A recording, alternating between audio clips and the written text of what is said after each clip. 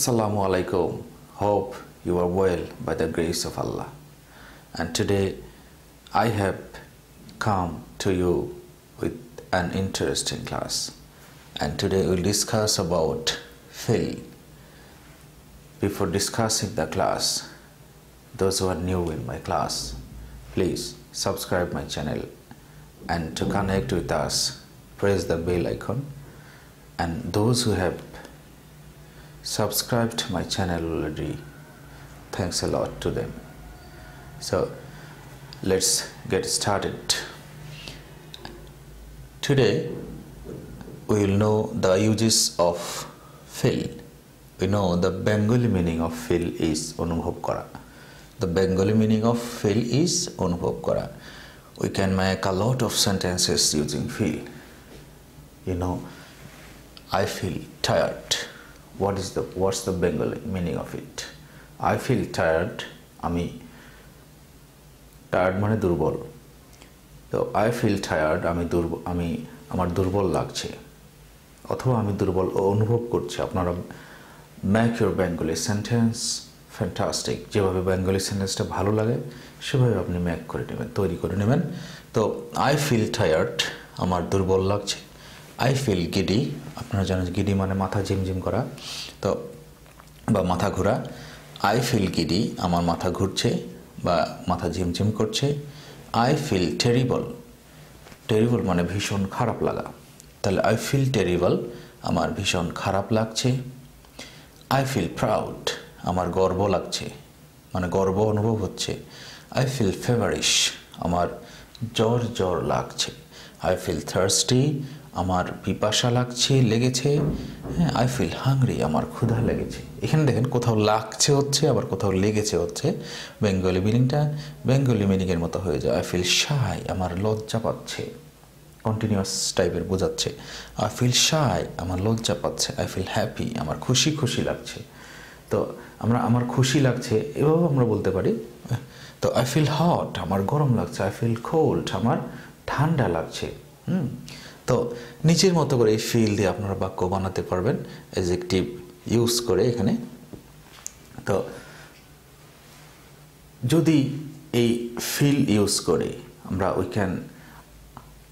we wanna ask question, we can ask a lot of questions using fill. Say, do you feel tired? তোমার কি দুর্বল লাগছে? Yes. এভাবে আমরা use করব। Yes, I do. No, I don't. Speaking ইঞ্জিনের মতো আমরা এই কথাগুলো ব্যবহার করব। Do you feel tired? তোমার কি দুর্বল লাগছে? Yes, I do. Do you feel giddy? তোমার কি মাথা ঘুরছে বা মাথা ঝিমঝিম করছে? No, I don't. Yes, I do. Do you feel terrible? তোমার কি ভীষণ খারাপ লাগছে? Yes, I do. Do you feel proud? তোমার কি গর্ব লাগছে, গর্ব অনুভব হচ্ছে? Yes, I do. Do you feel feverish? No, I don't. Do you feel thirsty? Yes, I do. Do you feel hungry? No, I don't. Do you feel shy? তোমার কি লজ্জা লাগছে? No, I don't. Do you feel happy? তোমার কি খুশি লাগছে? Yes, I do. Do you feel hot? তোমার কি গরম লাগছে? Yes, I do বা No, I don't. তো এইভাবে আমরা ফিল দিয়ে বিভিন্ন সেন্টেন্স ইউজ করতে পারবো। তো আপনি যদি আবার অন্যভাবে বাক্য বানাতে চান, যেমন আপনি আমার হাতে এই কলমটি রয়েছে, তখন আমি যদি বলতে চাই যে কলমটি শক্ত মনে হচ্ছে, এখানে সাবজেক্ট আমরা সরাসরি দিলাম যে আই ফিল, আমি অনুভব করছি, কিন্তু আবার বলছি যে কলমটি শক্ত লাগছে, তাহলে কলমটিকে আমরা সামনে দেব। দ্য পেন ফিলস হট, মানে কি হবে এটা, সফট আর হার্ড হবে তখন। The pen feels hard. The pain feels hard. The pain feels hard. The pain feels hard. যেহেতু সিঙ্গুলার, ওই জন্য ফিলের সঙ্গে এস যোগ হবে। তো এস কার সাথে যোগ হবে আপনারা ইতিমধ্যে জেনে ফেলেছেন। তাহলে the pain feels hard. The bed feels hard. The bed feels soft. The sofa feels soft. The room feels hot. The room feels cold. এভাবে আপনারা বস্তুকে সামনে বসিয়ে ফিলস বসিয়ে যে বস্তুটা কেমন, দ্য থিং ফিলস হোয়াইট, বস্তুটি মনে করেন যে সাদা মনে হচ্ছে এরকম আর কি, যে বস্তুটিকে খুব সাদা মনে হচ্ছে, the thing feels very white.